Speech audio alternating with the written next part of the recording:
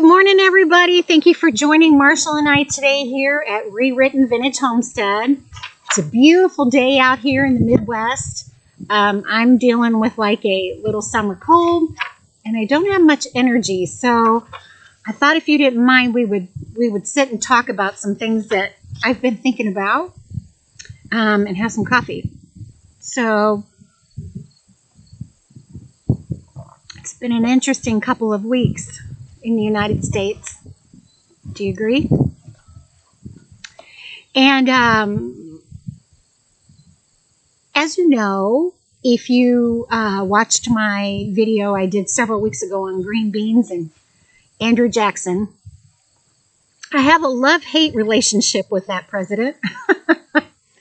And I could never understand why he was always considered one of the greatest presidents of the United States. And so I've really been trying to learn more about him so I can be objective in my opinion. And I tell you, I've been finding some things that really back that story up if you take the man into context of the time. I've been reading this book. It's really good. It's really, it gives a non-biased view of the president. But it's called American Lion, and it's by John Meacham. And I was reading this one excerpt, and boy, did it ring home with what we're going through the last couple of weeks. And I think you're going to see a parallel. And I also think you're going to, like me, see how we've changed as far as character and politics and doing the right thing. So in the Cold War of 1812, just months after the United States declared war on Great Britain, Jackson assembled his volunteers, 2,071 in all, to march south towards New Orleans. Jackson's army set off in January 1813, and 500 miles later, yes, they walked it, and they had horses, but can you imagine how long that took? Federal military authorities told Jackson to hold up. So he got all the way there, 500 miles, with 2,000 men, and all of a sudden he gets a message, don't go any further, hold up. Soon the Secretary of the War ordered him to disband and return to Nashville. So they got all the way there, and then they're told to go all the way back. By now, 150 of Jackson's men were sick. 56 could not even sit up. And Jackson had a total of 11 wagons for the trip. That's all they had. Now those wagons carried their rations and their weapons and everything they needed to get them there and back. But he had quite a few men that were sick. They abandon us in a strange country, he angrily wrote to Governor Blount.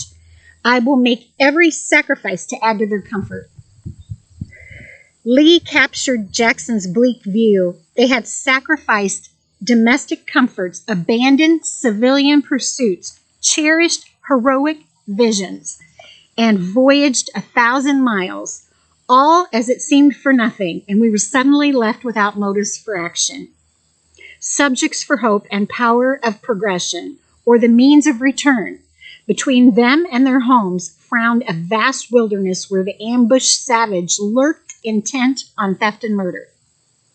As they prepared to move out, the doctor, Samuel Hogg, asked Jackson what he wanted to do. So 1,000 miles, here goes 2,000 men, all wanting to serve their country, serve their cause. They left their homes. Many of them were farmers at this time. Left their families, like our servicemen do today. For what? For what? You get all the way down there and then you're told to turn around and come back. You're in a strange place you're not familiar with. You have Indians lurking in the woods, going to attack you at any time. For what? Jackson did not hesitate. To do, sir? You are not to leave one man on the ground. But the wagons are full, Hogg said, and they will convey not more than half. Then let some of the troops dismount, and the officers must give up their horses to the sick. Jackson replied, not one man, sir, is going to be left on the ground. Not one. Hogg took Jackson at his word and asked for the general's own horses. See, he thought, oh, okay, fine. If that's how you feel, you can walk. And guess what? Jackson gave him his horses. In wonder and admiration, his men watched this tall, determined figure press on 1,000 miles walking. I led them into the field, Jackson wrote his wife Rachel, and I will at all hazard and risk lead them out. I will bring home the sick, or I will be with them. It shall never be said they have been abandoned by their general.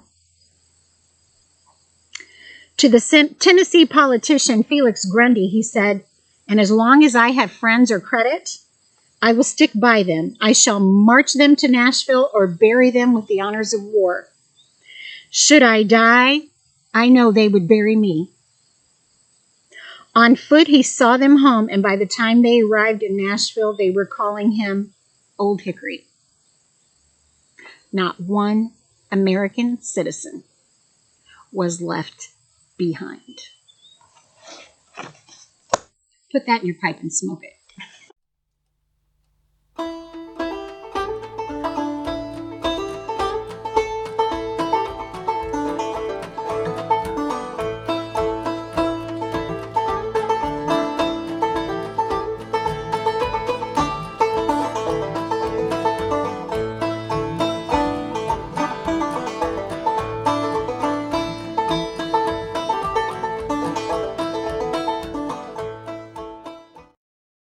Challenging mentally as the last couple weeks have been for me. I'm sure they have been for you too. If you have any type of patriotism running through your blood at all, it's been really hard to sit back and watch and feel helpless. Not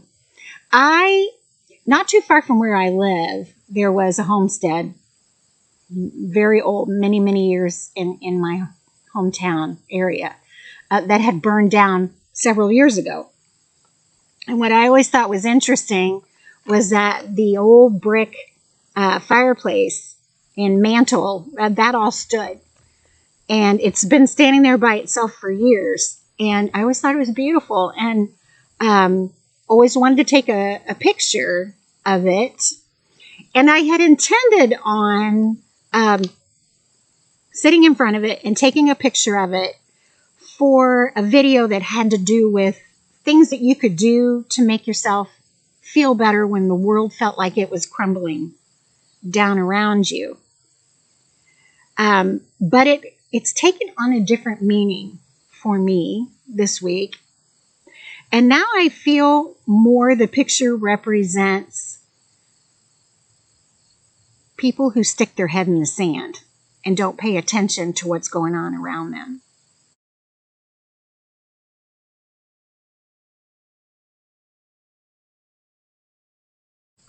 There is definitely a group of people who are seeking to reach their goals in any way they can. And what's the easiest way to do that? Divide. So how have they, let's look back real quick. How have they divided us? And by us, I mean American citizens. Well, they've divided us by race, haven't they? They've said, if you voted this way, you're racist. If you believe this, you're racist. If you don't do this, you're a racist. So they definitely tried to separate us that way by race. Okay? Political differences. If you don't vote this way, you're uneducated. If you don't vote this way, you're deplorable. If you don't vote this way, you're a hillbilly. If you don't vote this way, okay? So we have race, we have political views. All right, social differences. Do you believe in law enforcement? If you do, you're keeping other people down. Do you believe in equity? If you don't, you're keeping a race down. Do you believe in systemic racism? If you don't, then you're a racist. So now we have race issues, political issues, and social issues dividing us. Okay? Vaccine mandates. Did you get vaccinated? Did your job make you get vaccinated? Did you choose to get vaccinated? It's your choice. It should be your choice if you want to or if you don't. But it's not that way, is it? Now it's if you don't have a vaccine, you're putting everyone else at risk. How dare you? But I have the vaccine, so why do I care? If you choose not to, I won't be as sick, so you only need to worry about yourself, so why should I care? But that doesn't matter. You didn't get the vaccine. So now we're hearing comedians, they're not very funny, but comedians and other politicians say, we should make it so that if you are not vaccinated, if you cannot prove you've been vaccinated, you should not be allowed to have health care. If you have a heart attack and there's two people there in one room, even if you were there first, we should look to see if you have a vaccination card. And if you don't, we're taking the one that does. And now how is this going to work when we have all these boosters that we're supposed to have too? Is it going to be if you've not had the third booster, but you've had two boosters, you're the problem because you've not had the third? You're never going to be able to make them happy. So they're dividing us that way as well. Good and evil. If you do it our way, you're good. If you don't do it our way, you're evil. If you don't do it our way, we're going to put regulations in place to make sure you damn well do it our way. Or we're going to make life really rough for you. Okay, so divide. Let's talk about what happened in Afghanistan. I think if you polled the majority of Americans that were actually following this 20-year war, most people would agree we really needed to be out of there long before we were. And you can't invade another country and then expect them to become westernized and forever be happy, amen. And really, should we be pushing that on other countries if they have their own beliefs, even if they're from the Stone Age? Is that our job? Now let's think about Native Americans here real quick. When we expanded westward and conquered the Native American, what did we do? What did the English do? Well, they took Native American children and put them in English schools. They weren't allowed to use their language. They weren't allowed to practice their heritage in any way, and they were immediately turned towards Christianity. Not saying that's a bad thing. But because of that, now we have a whole generation of Native Americans that don't know how to speak their language. They don't know how to write the language. They can't tell their stories from their elders. They don't know them. They've been totally westernized. So should we force a group of people to take what we believe as the right way? And in a lot of ways, it is the right way. But because of that, we had many, many Americans killed. All right, so here we are. We all agree we should get them out of Afghanistan, but how? And I think we would also all agree that the how in this case was absolutely abhorrent. Absolutely. And because of that, we lost 13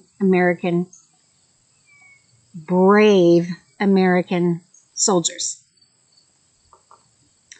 And now we are divided on should we leave Americans behind or should we go back? And so that's dividing America. And by the time I post this video, we still have Americans left in Afghanistan that are no doubt being tortured in the dark of night. We no longer have cameras there. We no longer have media there. So we don't know what's going on there. And let's remember Andrew Jackson. Not one will be left behind. Period.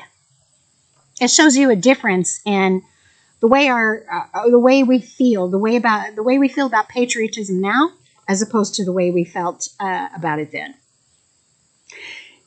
Okay, so what do you think is going to be the next thing then to divide us? Let me have a drink, you guys. I'm getting wound up.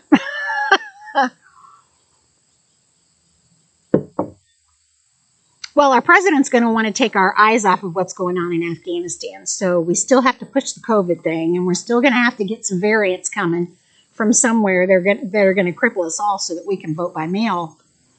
But there's got to be something else that we can do to divide us. Well, they're not keeping it a secret. Yesterday, our Secretary of Agriculture spoke at the press conference that Jen Psaki had. And he laid it out for you. Okay, we're going to start interfering with the processing of poultry, beef, and pork. Why? Why? Okay, well, here's how he laid it out. Because it's not fair, damn it. It's not fair. We have 4 major producers of beef, pork, and poultry in the United States. And they have made record profits during the pandemic. And that's not fair to the poor American farmer. The poor American farmer is doing his best to raise cattle, poultry, hogs, corn, that type of thing. And the processor in the middle is taking such a huge cut that they are getting poorer and poorer. It's the people in the middle and the consumer, the stores, that type of thing, that are making the money. And so they're trying to explain away why, and this is their figure. Let me find that real quick. We've had double-digit increases in meat in the last 8 months. So that's how they are explaining it. It's because of processing. Okay, so what are they going to do about it? Well, they're going to be more transparent. They're going to start addressing labels that say Made in America and really explain what Made in America means for the consumer. Okay? So I don't know that that's all that bad. I'm kind of for that. If I want to buy American-made meat, I want American-made meat. We'll see how that goes. But that was one of their objectives. They're going to give I think it was over $16 million to Underprivileged farmers. Now, we don't know who those farmers are, folks. We really don't know. And actually, a reporter asked them to identify who these farmers are. We didn't really get an answer. We were just told it's not equitable for these farmers because of where they live or because of their income or that type of thing. So we're going to pay them off. We're going to make them rich. We're going to make them rich so that it's fair. Okay, this is part of the plan. We're going to give them money so that they can drive to Rural King to get feed, okay, and drive back. We're going to give them money so they can drive to the creek and get water and get it back. We're going to pay for all of that irrigation system, no matter where they live. And we're going to pay them to farm millions. The other ones that don't fall in that category, folks, you're not getting anything. Okay, so keep on keeping on because the government's not going to be helping you. But don't be despaired. If you are supplying beef, pork, or poultry to any of the 4 major companies, Tyson being one of them, you're going to get paid too. Yes, you are. You're going to get paid too to not farm. That's right. Well, you ask, what? How, what? Yes. They want to come up with more climate-friendly ways of farming. And the major thing they want to start with is beef production, cows. Because as you know, those cows are nasty. And they emit so much greenhouse gas we can't breathe. And so we're going to start with them. Okay? So we're going to start paying companies like Tyson and Nestle to produce other forms of meat so that we don't have to buy beef, real pork, or real poultry. Now, some people would say, that is wonderful. We're not going to be killing animals anymore. That is wonderful. Yeah, some people would. Shouldn't you have a choice? Shouldn't you have a choice what you want to consume? Do you remember when AOC said at the beginning of the election, when they were talking about the Green New Deal, she said that, it just may come to the point where American citizens are only allowed 1 pound of beef a week. We may have to start rationing beef. And, some people went nuts over that. And so her party came back out and said, no, that's not what she meant. That's not what she meant. Well, we're seeing this Green New Deal, and it's coming into our food production now. So what are they going to replace our meat with? Well, they are paying these big companies and farmers to come up with other artificial forms of meat. Okay, sounds yummy, doesn't it? Now you're thinking, this is conspiracy theory. Well, Tyson's going to be debuting a product made with artificial ingredients that taste like meat in the next year. And you're going to see more and more and more of it. And eventually they're going to ration your meat. Eventually, you won't be able to afford meat. And eventually, only the elite will be able to afford meat. How is this going to help with inflation? If you think logically, how does this help with inflation? It doesn't. Because your dollar means nothing. The $5 you used to spend on a pound of beef now, you can't afford that pound of beef. Only the elites can afford that pound of beef. You're going to have to buy artificial. But, feel good about it because you're helping the environment. I know, you guys, I need another drink.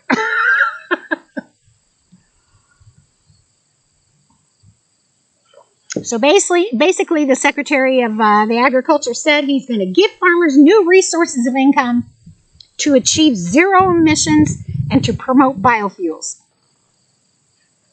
He wants to expand bio-based processing and manufacturing. So not only are we going to change our meat and what our meat is made of, we're going to change the way we manufacture. Now, do you think that a lot of these processing plants are going to be able to do that? Do you think they're going to be able to totally change the way they do things, the way they get fuel, the way transportation gets fuel to them? They're going to go out of business. So if they go out of business, where will we get this artificial meat from? Well, that's when the government steps in. Damn it. They're going to do it for us. Yes, they're going to do it for us. We'll get all of our meat from the government. Won't that be wonderful? Is the world burning around you and you have your head in the sand? Or are you paying attention to what's going on? It's going on every day.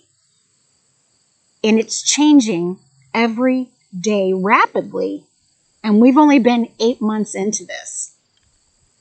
So in 3.5 years, where will we be? I don't know. Scary thought. If you go on Joe Biden's website, when he was running for election, these are his words. I'm quoting him exactly. I'm going to take every aspect of agriculture production, from corn stalk to manure, to create chemicals, materials, fabrics, and fibers in a process that's good for the environment and creates new sources of revenue. So from your cow shit to your corn, the government is going to get involved. And I hope if you voted for that, you're happy about that. Because here they come.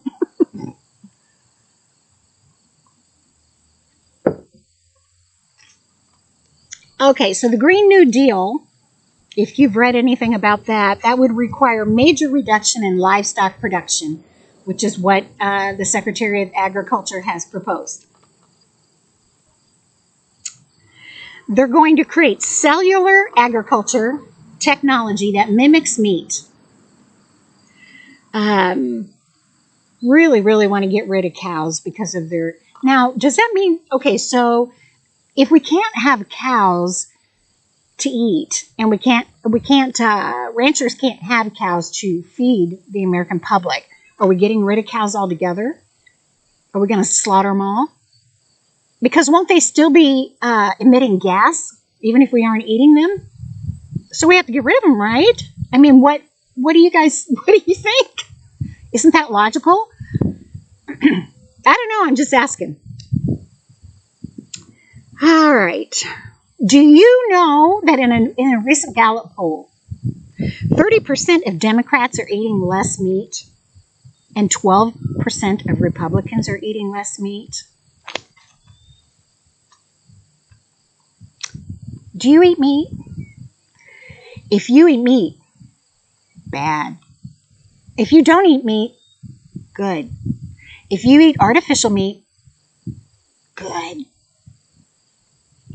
They're going to divide us again with the meat market. Anything to take our eyes off of what happened in Afghanistan. But they're coming for your food. They're coming for your food. You guys, I could go on about this forever, but I don't want to be doom and gloom. I don't want to come across like I'm a conspiracy theorist, because I'm not. But I don't have my head in the sand anymore, and I'm paying attention every day to what's going on. When I feel that it's starting to get too much, you have to walk away. You have to walk away from the news. And but you never walk far enough away that you don't know what's going on. This is a time for lions. This is not a time for sheeple. Okay? If you believe in something, now is the time to be heard. It's not the time to be silenced. Whatever you believe. I'm not saying you have to agree with me. If you believe the opposite, you should let your voice be heard. Say it. You don't have to hit anyone or take a freedom away from them. You don't have to call them names. You can give your opinion without being abusive and still be friends with your fellow Americans and have differing opinions. So, forgive me for my rant, you guys. I just, I have this cold and I'm tired and I'm upset and worried about my country. And so today, what Marshall and I are going to do, even though it's really a pretty day out here today, but it's still fairly warm. It's in the upper 80s. I don't care. I'm getting out my fall stuff. And I'm going to immerse myself in home today. And that's what I suggest you do. Now, more than ever, it's more important to take care of your own. It's important to take care of your home, and it's important to be prepared. Take care of your fellow citizens. Stand up for your rights. And come back and visit us again. Okay? Bye, guys.